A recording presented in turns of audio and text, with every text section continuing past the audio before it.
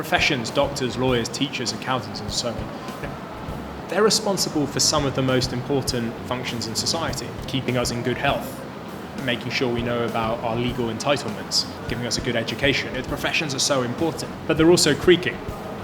And most people and most organizations don't have access to professional advice and guidance. Now, the promise of a lot of these new systems is that a lot of them appear to be making the sort of expertise that was traditionally locked up in the heads of professionals, is making it far more widely and far more affordably available. Just to give you an example, on eBay, 60 million disputes arise that were resolved online without lawyers. That's 40 times the number of civil claims that are filed in the entire English and Welsh justice system. It's a huge number.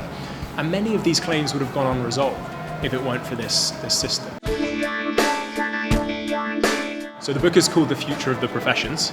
And I wrote it with my dad, in fact, whose background is in thinking about how technology affects the legal profession. But what he found was that in talking to generally audiences of lawyers would come and say, that's very interesting talking about how technology affects lawyers, but what you're saying applies equally well in our profession as well. And it was clear something very significant was happening across all these different professions. So as I said, we joined forces to think about and look at how technology is transforming this group of professions. The sort of things that made you a good traditional lawyer or doctor or accountant, they're changing. You need to draw on a whole new set of roles and skills. They're very different to the ones that traditional professionals know.